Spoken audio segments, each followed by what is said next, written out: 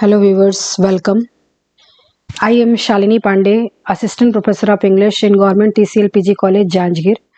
And today we are going to discuss a very famous poem called 3 Years She Grew. This poem is written by William Wordsworth.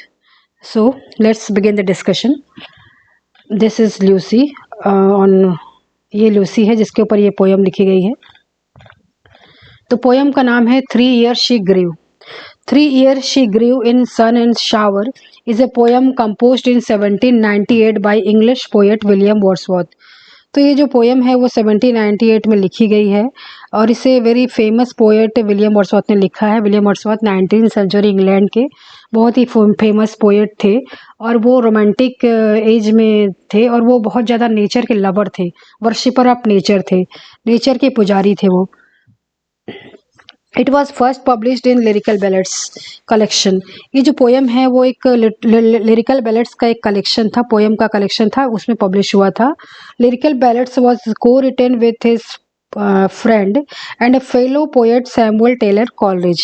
ये जो lyrical ballads है वो साथ में लिखा गया था. सैमुअल टेलर कॉलरिज एक और पोएट थे, उनके बेस्ट फ्रेंड थे, उनके साथ में कोलैबोरेशन में ये लिरिकल बैलेट्स लिखा गया था.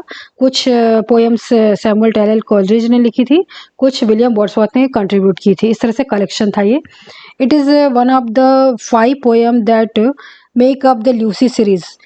विलियम वर्ड्सवर्थ ने एक सीरीज़ लिखी है ल्यूसी सीरीज़ करके, जिसमें उन्होंने ल्यूसी नाम की लड़की के बारे में लिखा है.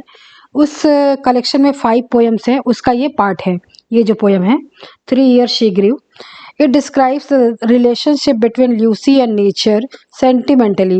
ये जो पोएम है एक रिलेशनशिप है, ल्यूसी और नेचर के बीच में जो एक संबंध है, एक रिलेशनशिप है, उसको बहुत ही सेंटिमेंटली वेरी ब्यूटीफुली दर्शाता है, बताता है.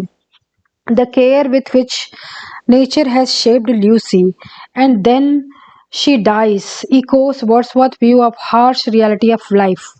जिस केयर के साथ माँ प्रकृति ल्यूसी को ग्रूव करती है, जिस तरह से ग्रूम करती है, बड़ा करती है और 3 साल में ही उसकी डेथ हो जाती है, ये बताता है कि कैसे वर्ड्सवर्थ थे वो जीवन की रियलिटी से वाकिफ़ थे और कैसे जीवन की जो रियलिटी होती है बहुत ही हार्श होती है, कठोर होती है और जीवन की एक कठोर सच्चाई होती है मौत. उसके बारे में ये पोएम बात करती है. Now critical summary and development of thought. तो चलिए हम क्रिटिकल समरी और डेवलपमेंट ऑफ थॉट डिस्कस करते हैं. This poem 3 Years She Grew in Sun and Shower. He writes about 3 years old girl called Lucy. तो इस पोएम में जो पोएम का नाम है वो 3 Years She Grew करके है. इसमें वो डिस्कस करते हैं एक लड़की के बारे में जिसका नाम है Lucy. 3 Years She Grew is one of the Lucy poem of William Wordsworth, the greatest poet of nature. ये जो पोएट हैं वो नेचर के ग्रेटेस्ट पोएट माने जाते हैं और उन्होंने ये पोएम लिखी है. The poem is elegiac in nature and dealing with the mystery of death and consequent grief. ये जो पोएम है इसका नेचर क्या है, इसकी जो प्रकृति है वो एलेजिक है. मतलब एलेजिक उस पोएम को कहा जाता है जो किसी के मौत के ऊपर या किसी के मेमोरी के मौत के बाद जो मेमोरी होती है इसके बारे में लिखा जाता है. और इसमें मिस्ट्री ऑफ डेथ की बात होती है, डेथ का जो रहस्य है, मौत का जो रहस्य है और मौत के बाद जो ग्रीफ होता है, जो सौरो होता है, जो दुख होता है, उसके बारे में बात की गई है. There is a young girl Lucy by name, innocent and lovely. वो बहुत ही इनोसेंट है ल्यूसी, बहुत ही ज़्यादा लवली है, बहुत ही प्यारी है. वो ना सिर्फ फेस से प्यारी है बल्कि दिल से भी बहुत प्यारी है, बहुत ही अच्छे नेचर की लड़की है. She is loved by nature who takes up her under her care. माँ प्रकृति उसको अपने केयर में ले चुकी है. इतनी सुंदर है, इतनी प्यारी है कि वो बोलती है प्रकृति के इसको तो मैं अपने बच्चे की तरह लालन पालन करूँगी इसका. Nature considers her like a lovely flower never shown on the earth. Nature सोचती है कि ये जो लड़की है इससे अच्छी लड़की कोई अर्थ में आई ही नहीं है, ऐसा वो नेचर सोचती है. Nature promises to produce her as a perfect women and dreamed that girl would play in a rock and plain and would learn both law and impulse or restraint and motivation in the lap of nature. तो माँ प्रकृति ये promise करती है, ये वादा करती है कि इस लड़की को वो ये लूसी को एकदम परफेक्ट गर्ल बनाएगी, एकदम परफेक्ट वुमेन बनाएगी. और वो ड्रीम करती है, वो सपने देखती है कि मेरी ये जो लड़की है वो रॉक्स में, चट्टानों में, प्लेन में खेलेगी, कूदेगी और ये इसके में डिसिप्लिन भी होगा, इसके में इमोशंस भी होगा, हर तरह की होगी, मतलब चुलबुली भी होगी लेकिन थोड़ी सीरियसनेस भी होगी, गंभीरता भी होगी, हर कुछ हर क्वालिटी उसके में होगी, ऐसा वो आशा करती है nature. Nature wanted to make Lucy feel that nature had the power to see and guide her everywhere, whether in hills or in field, in a glades or among the trees. तो nature चाहती है कि Lucy को ये feel हो, Lucy को ये महसूस हो कि वो अकेली नहीं है। वो नेचर का जो पावर है, नेचर मदर नेचर हमेशा उसके साथ है, जिस तरह से माँ होती है और जो हर समय उसको गाइड कर रही है। और चाहे वो हिल में जा रही हो, चाहे फील्ड में जा रही हो, चाहे ग्लेड में जा रही हो, चाहे ट्री के बीच में जा रही हो, सब तरफ नेचर उसके साथ में है। और जैसे माँ का आशीर्वाद हमारे साथ होता है हमेशा, उस तरह से नेचर का आशीर्वाद और नेचर की निगाहें उसके साथ है। Nature wants to bring her up and on the right line, curbing evil desires and inspiring the child to lead a noble life. Nature चाहती है कि उस बच्चे को, उस ल्यूसी को इस तरह से बड़ा करे, एकदम सही पाथ में ले जाए, राइट सही रास्ते पे ले जाए। और इसमें अगर बुराइयां हो, अगर कहीं भूल से बुराइयां भी आ जाए तो उसको वो चेक कर ले, उसको वो कंट्रोल में कर ले। और लड़की को अच्छे से अच्छा काम करने के लिए वो इंस्पायर करना चाहती है ताकि एक आदर्श जीवन वो जी सके। Nature will control her conduct. Nature उसके कंडक्ट को, उसके व्यवहार को कंट्रोल करना चाहती है, अपने नियंत्रण में रखना चाहती है। This will prevent Lucy from doing any wrong deeds, any will motivate her to good deeds. तो नेचर चाहती है कि ल्यूसी को इस तरह से वो बड़ा करे कि वो कोई भी गलत काम ना करे, रॉन्ग डीड्स ना करे, और इस तरह से मोटिवेट करे कि वो अच्छे से अच्छा काम वो करे। Nature will aspires that the girl would learn the vital feelings of humanity from each and every element of nature. Nature Aspire करती है, नेचर ये चाहती है कि उसकी जो बेटी है वो अच्छे से अच्छा चीज़ सीखे। जो एलिमेंट्स ऑफ नेचर हैं, जो नेचर की छोटी छोटी चीज़ें हैं, उन सारी चीज़ों से वो मनुष्यता सीखे, ह्यूमैनिटी सीखे, मानवता सीखे और अपने अंदर उस मानवता को विकसित करे। For 3 years it continued to grow in all kinds of weather. 3 साल तक तो सब कुछ ठीक चलता रहा, लड़की बहुत अच्छे से बड़े होते रही, हर मौसम का सामना करते रही वो। और then nature decided to educate her and make her a woman according to her own plan. जैसा नेचर चाहती थी वैसा होते गया, सब कुछ अच्छा होते गया 3 साल तक। Mother Nature feels that all nature objects such as rock, plains, earth, heaven, glade and bower will exercise a very healthy influence on her and supervise her growth. तो नेचर जैसा महसूस करती थी कि नेचर के जितने भी ऑब्जेक्ट हैं, जैसे कि रॉक है, चट्टानी है, मैदान है, हेवन है, ग्लेड है, मतलब जो जंगल में जो ओपन एरिया होता है, फिर जंगल में एक शेडी एरिया होता है, बावर, ये सारे के सारे उसके में अच्छी से अच्छी चीज़ें उसके में भर देंगे, अच्छी से चीज़ें विकसित कर देंगे लड़की के ऊपर, उसका सुपरवाइज करेंगे जैसे वो खुद करती है अपनी बच्ची का। और ऐसा हो भी रहा था। Lucy will lead a very happy life. Lucy बहुत ही अच्छी लाइफ जिएगी, ऐसा वो चाहती है माँ। She will be as sportive, gay and cheerful as the young one of the fawn that frisk about the mountains and the valley. Nature चाहती है कि जो उसकी बेटी है वो इतनी ज़्यादा स्पोर्टिव हो, इतनी ज़्यादा चीयरफुल हो, खुश हो, जैसे कि एक हिरण का बच्चा होता है जो कूदता फांदता है माउंटेन्स में, मैदानों में, उस तरह से चाहती है कि उसकी बेटी भी चुलबुली हो, खेले कूदे, धमा चौकड़ी मचाए हिरण के बच्चे के जैसे। Nature will teach her to love and care even insensate things of nature and to feel the joy of solitude. Nature चाहती है, नेचर उसको सिखाना चाहती है कि जो इसकी जो बेटी है वो हर किसी को प्यार करे। वो मतलब वो ना सिर्फ ह्यूमन बीइंग को प्यार करे, एनिमल्स को प्यार करे, बल्कि नेचर की ऐसी ऐसी चीज़ें हैं जिसमें कोई सेंस नहीं है, जो निर्जीव हैं, जो सेंसलेस हैं, अचेत हैं, उनको भी प्यार करे, उनको भी नेचर का हिस्सा समझ के प्यार करे। और वो भीड़ भाड़ में भी खुश रहे और सॉलिट्यूड हो, अकेलेपन में भी खुश रहे, दुनिया की कोई चीज़ उसको ख़राब ना लगे।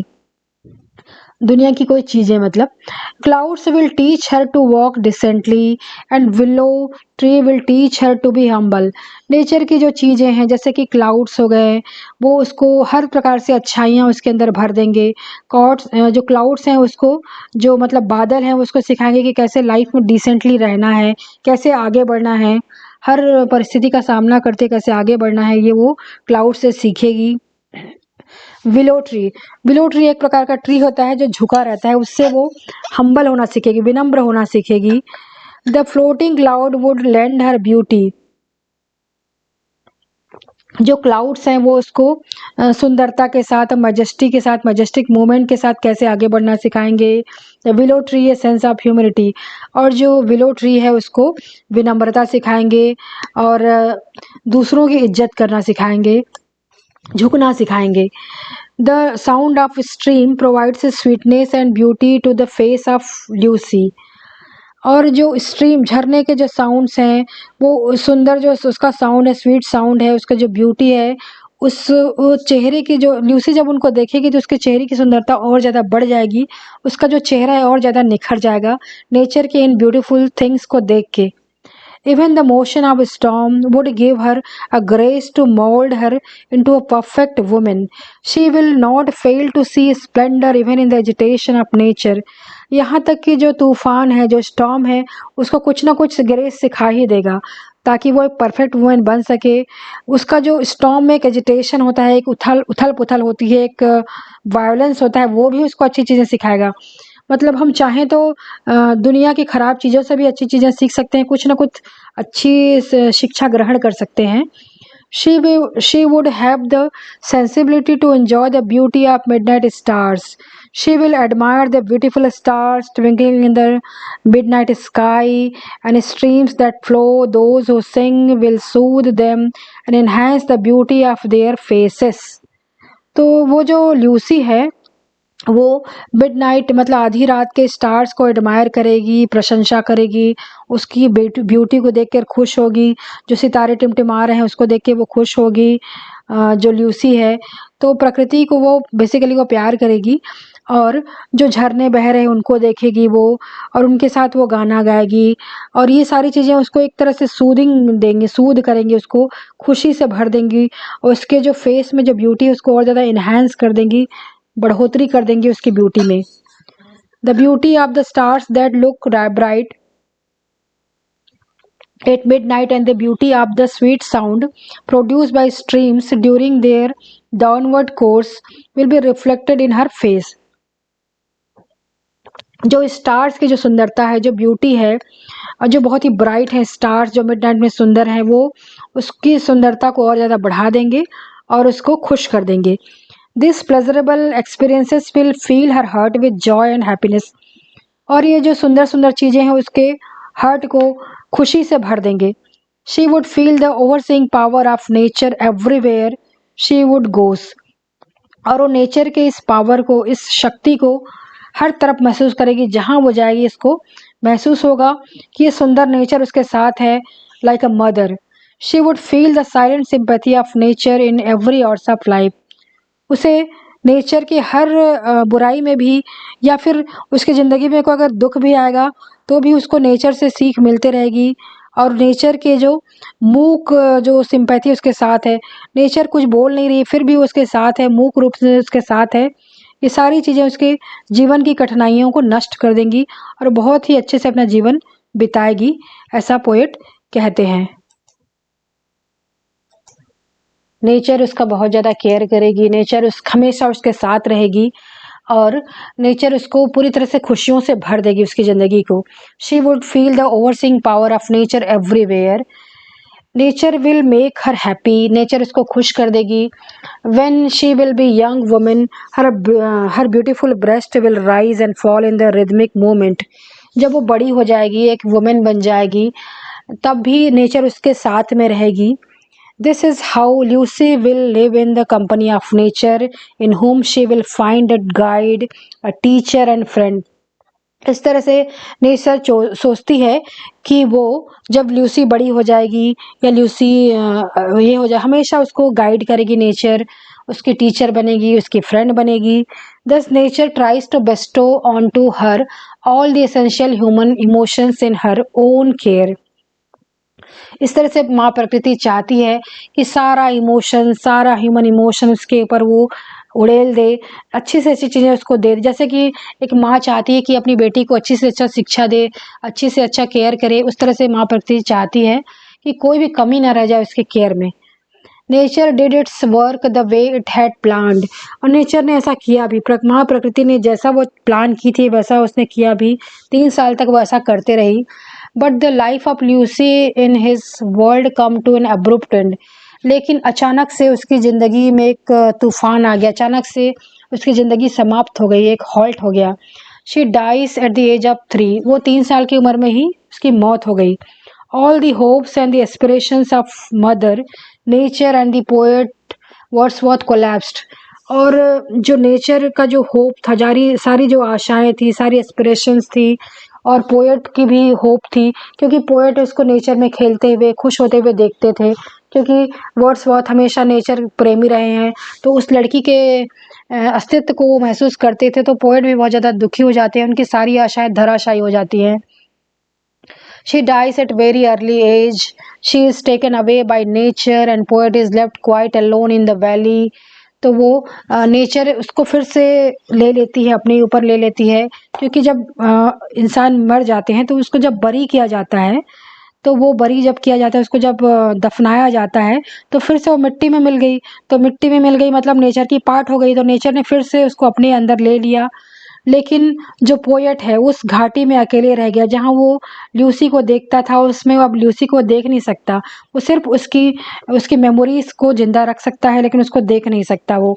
She has left behind only her memories, उसने सिर्फ अपनी यादें छोड़ी हैं, छोटी सी बच्ची की यादें। He cherishes the sad and the sweet memories of the past, how they two, the poet and the Lucy, lived together and how they parted. अब जो हमारे पोएट हैं वो इसकी अच्छी जो सैड और स्वीट मेमोरीज को संजोए हुए हैं अपने आप में, और वो याद करते हैं कि कैसे वो अच्छे से रहते थे, लेकिन अब वो जुदा हो चुके हैं। He knows that Lucy is gone for ever, poet जानते हैं कि ल्यूसी हमेशा हमेशा के लिए चली गई है, कभी वो वापस नहीं आएगी। She will never return, only her memory remain with the poet and console him in his moments of distress. अब लड़की आ तो नहीं सकती, लेकिन उसकी मेमोरीज पोएट के साथ रहेगी, और उसको जब पोएट दुखी होंगे तो उस मोमेंट में उसकी मेमोरी उसको सांत्वना देगी, कंसोल करेगी, ऐसा पोएट कहते हैं। इस तरह से ये पोएम की समरी है। अब थोड़ा डिस्कस करते हैं philosophy of Wordsworth towards nature. Wordsworth प्रकृति के बहुत ही बड़े वर्शिपर थे, प्रकृति के पूजक थे, तो ये फिलोसफी को उनका समझना बहुत जरूरी है इस पोएम को समझने के लिए। The poem demonstrate very beautifully Wordsworth conception of nature, बहुत ही ब्यूटीफुली जो पोएम है वर्ड्सवर्थ के जो नेचर के लव को बताता है। To him nature is not a mere vegetation but a manifestation of God, उनके लिए नेचर सिर्फ प्लांट और ट्री या फिर वेजिटेशन ही नहीं है, वनस्पति ही नहीं है, बल्कि क्या है, एक भगवान का प्रेजेंस है, एक भगवान है। जैसे कि हिंदुइज्म में हर तरफ भगवान देखते हैं, भगवान पत्थर में है, भगवान पेड़ में है, इस तरह से विलियम वर्ड्सवर्थ प्रकृति में भगवान देखते थे। Nature in fact is the breath of God, a unique gift. Nature उनके हिसाब से एक प्रकृति जिसमें मतलब नेचर एक जीता जागता प्राणी है, जीता जागता जीव है, और ये इंसान को दिया गया बहुत ही बड़ा गिफ्ट है, ऐसा वो समझते थे। According to him nature is the best teacher and the human being can learn the lessons of humanity, the quality of being kind, calm, polite and humble and to be sympathetic towards other human beings and towards all living beings in the best way in the lap of nature। ये Wordsworth की philosophy को बताता है कि Wordsworth समझते थे कि nature से अच्छी टीचर तो कोई हो ही नहीं सकती। नेचर जो हमको सिखा सकती है वो ऐसा कोई नहीं सिखा सकता, कोई दूसरा टीचर हमको सिखा नहीं सकता। और ह्यूमन बीइंग्स नेचर से एक मानवता सीख सकते हैं, और काइंडनेस सीख सकते हैं, दयालुपना सीख सकते हैं, शांत होना सीख सकते हैं, पोलाइटनेस सीख सकते हैं, और विनम्रता सीख सकते हैं, हर तरह की अच्छी चीज़ें सीख सकते हैं नेचर से। और हम अगर नेचर के करीब रहेंगे तो ना सिर्फ हम लिविंग बींग्स को या ह्यूमंस को प्यार करेंगे, एनिमल्स को प्यार करेंगे, बल्कि हर वो चीज़ जो नेचर के करीब है हम उसको प्यार कर पाएंगे। तो नेचर बहुत ही अच्छी चीज़ें बेसिकली इंसानों में डालती हैं, ऐसा वो सोचते थे। The poem is beautiful elegy written to girl who died and whom Wordsworth admired not only for her beauty but for her connection to nature। तो ये जो पोएम है एक तरह से एलेजी है। एलेगी एक तरह का शोक गीत है जिसमें वो उस गर्ल के बारे में लिखते हैं, उस ल्यूसी के बारे में लिखते हैं जिसको बहुत ज़्यादा एडमायर करते थे, प्रशंसा करते थे, प्यार करते थे। और ना सिर्फ उसकी ब्यूटी की बल्कि उसका जो नेचर के साथ जो कनेक्शन था, नेचर की वो पुत्री थी, वो प्रकृति पुत्री थी, इसलिए उसको बहुत ज़्यादा प्रेम करते थे, उसके बारे में वो लिखे हैं। Wordsworth was not content to experience at this sight of natural objects that childlike joy which satisfied Cowper and Burns, or to the paint only the external features of nature like Tennyson। अब Wordsworth बहुत ही बड़े प्रकृति के प्रेमी कवि हैं, वो कवि थे, और इसके अलावा भी और पोएट थे जैसे कि कॉपर हो गए, बर्न्स हो गए, टेनिसन हो गए, ये भी प्रकृति प्रेमी कवि थे और इन्होंने बहुत अच्छी अच्छी नेचर पोएट्री लिखी है। लेकिन इनकी पोएट्री में एक तरह से होता था कि फिजिकल नेचर के प्रति प्यार रहता था, मतलब नेचर की सुंदरता को देख के प्यार, नेचर के स्वरूप को देख के प्यार होता था। ये नेचर में आत्मा नहीं ढूंढते थे, लेकिन वर्ड्सवर्थ नेचर में एक आत्मा उनको महसूस होता था कि नेचर सिर्फ नेचर नहीं, कि सुंदरता नहीं है, बस एक जीती जागती आत्मा है, एक जीवित चीज़ है, ऐसा वो महसूस करते थे। और ना सिर्फ वो पोएट्री लिखने के लिए इस बात को कहते थे, वो बल्कि अंदर से ऐसा वो महसूस भी करते थे और उस अपनी फीलिंग को हमारे तक वो कन्वे भी बहुत अच्छी तरह से करते थे। It is this spirit of nature which speak to us in this poem and tells us how it intend to act as a friend, a philosopher and a guide to Lucy, whom it takes away from the world at very early age। तो उनकी जो spirit थी, nature की जो nature में जो आत्मा है, ये सब चीज़ों को उन्होंने इस पोएम के जरिए हमको बताए हैं कि कैसे एक नेचर है वो एक फ्रेंड होती है, एक फिलोसोफर होती है, एक हमारी गाइड होती है जैसे कि वो ल्यूसी की थी। और कैसे जो लड़की थी, जो ल्यूसी थी, बहुत ही अर्ली एज में उसकी डेथ हो गई और सारा नेचर से उसका जो कनेक्शन है टूट गया। Nature we learn will act both as an impulse and as law as to the child like which will be host to kindle and restraint। It will awaken and inspire in Lucy good and deeds, noble ambitions। इस तरह से nature उसके साथ में थी। लेकिन nature तो बाद में क्या होता है कि मिट्टी में जब मिल जाती है तो नेचर कहीं ना कहीं वो नेचर के साथ अब भी थी, लेकिन अब वो पोएट से वो दूर थी। Lucy as she grows is in company of nature will imbibe all these things, but सारे के सारे सपने धराशायी हो गए पोएट के। She will receive all charms of nature which will serve as her ideal instructor।